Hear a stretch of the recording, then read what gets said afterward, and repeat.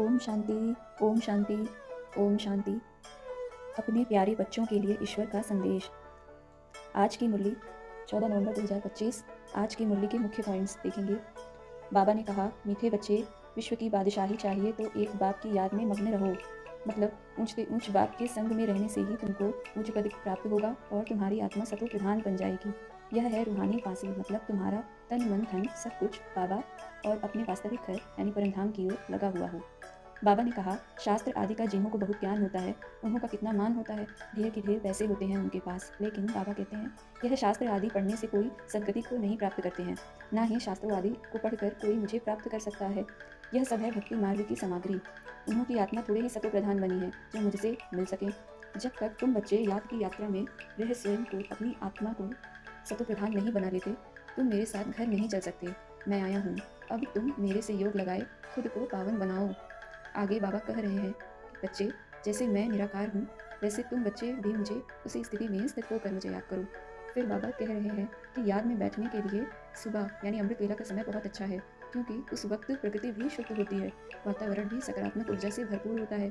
इसलिए सुबह सुबह मैं अपने प्यारे बच्चों से मिलने आता हूँ, उस समय मुझे याद करो। बाबा कहते हैं कि तुम बच्चे ही ड्रामा का राज यानी रहस्य जानते हो, इसलिए कुछ भी हो ड्रामा अनुसार जो 5000 वर्ष पूर्व घटित हुआ था वही रिपीट हो रहा है। इसलिए तुम्हें ड्रामा के इस बने बनाए खेल पर निश्चय होता है। तुम बच्चे जरा भी ड्रामा के इस बने बनाए खेल पर प्रश्न नहीं उठा सकते।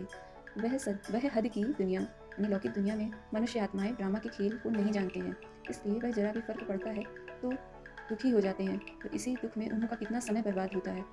बाबा बता रहे हैं कि तुम बच्चे अभी त्रिकालदर्शी बने हो, क्योंकि अभी तुम्हें ज्ञान रूपी तीसरा नेत्र मिला है।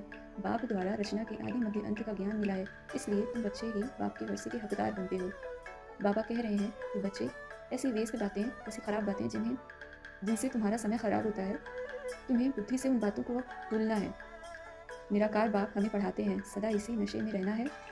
बाबा कह रहे हैं कि आप बच्चे ही अभी संगम युग पर पुरुषार्थ कर सर्व आत्माओं में श्रेष्ठ पूजनीय बनते हो। आप बच्चों के गुणों की ही भक्ति मार्ग में पूजा होती है। मतलब बाबा कह रहे हैं कि अब व्यर्थ बातों पर बिंदी लगाओ, उनकी तरफ ध्यान मत दो। मूल बात बाबा समझाते हुए कह रहे हैं कि बच्चे, आप ही सदा परमात्मा खजाना से भरपूर और संतुष्ट रहते हो, इसलिए आप बच्चों की स्थिति सदा सदा अचल अडोल रहती है। परिस्थितियाँ आपकी स्थिति हिला नहीं सकती। इसके साथ बाबा पूछ रहे हैं कि एक सेकंड में शरीर छोड़कर परम धाम आने का ऑर्डर मिले तो तुरंत एक सेकंड में क्या परम धाम आ सकते हो? क्या ऐसी स्थिति बना सके हो अपनी? अब इस अवस्था की प्रैक्टिस करो, क्योंकि अंत में समय का यही पेपर होगा। अपने आप को तैयार कर लो। ओम शांति।